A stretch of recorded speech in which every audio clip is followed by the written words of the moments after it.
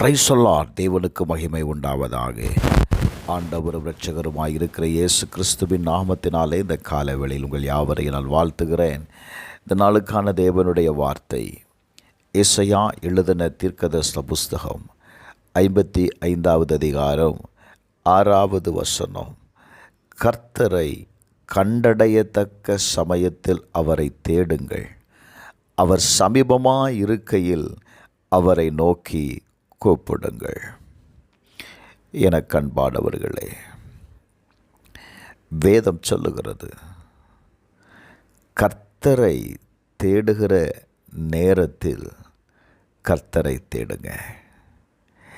இன்னொரு மொழிபெயர்ப்பு சொல்லுது பாருங்க, ஆண்டவரை காண்பதற்கு வாய்ப்புள்ள போதே அவரை தேடுங்கள், அவர் அண்மையில் இருக்கும்போதே அவரை நோக்கி மன்றாடுங்கள்.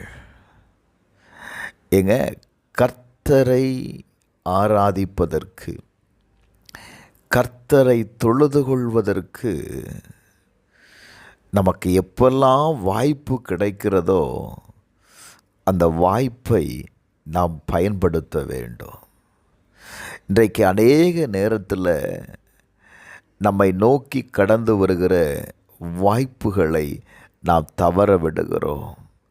தேவையில்லாத காரியத்திற்கு நாம் முக்கியத்துவத்தை கொடுத்து கடவுளை தேடுவதற்கு நாம் முக்கியத்துவத்தை கொடுக்கிறதில்லை. Praise the Lord. இது அவரை தேடுகிற காலம். நீங்கள் அவரை தேடும் பொழுது அவர் சொல்லுகிறார், நான் உங்களுக்கு செவி கொடுப்பேன்.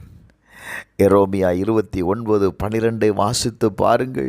நீங்கள் கூடி வந்து என்னை தொழுது கொண்டு என்னை நோக்கி விண்ணப்பம் பண்ணுவீர்கள், நான் உங்களுக்கு செவி கொடுப்பேன் என்று வேதம் சொல்லுகிறது.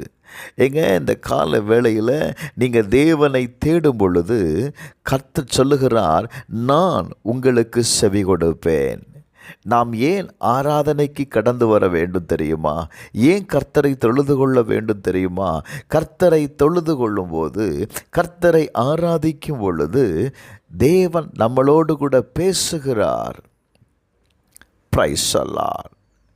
அந்த நேரத்தில் நீங்கள் என்ன காரியத்திற்காக அவரிடத்தில் வேண்டுதல் செய்கிறீர்களோ அந்த வேண்டுதல்களை ஆண்டவர் கேட்கிறார். இன்றைக்கு அநேக நேரத்தில் நாம் ஆலயத்திற்கு வருகிறோம், ஆனால் தேவனுடைய ஆராதனை நேரத்தை நாம் தவற விட்டு விடுகிறோம். நல்ல கவனிங்க. நீங்கள் பங்கு கொள்ளுகிற ஆராதனையில் நீங்கள் இருக்கிறீங்களா? Praise the Lord. கர்த்தரை துதிக்கக்கூடியவர்களாக இருக்கிறீங்களா?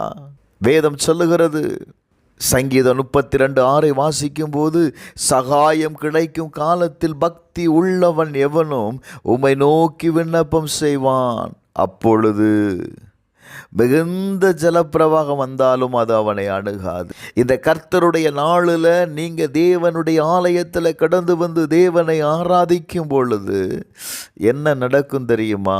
கர்த்தர் உங்களுடைய விண்ணப்பத்தை கேட்கிறது மாத்திரமல்ல, ஆண்டவர் உங்களை பாதுகாக்கிறார். அந்த வாரம் முழுவதும் உங்களுக்கு ஒரு பாதுகாப்பு கிடைக்கிறது.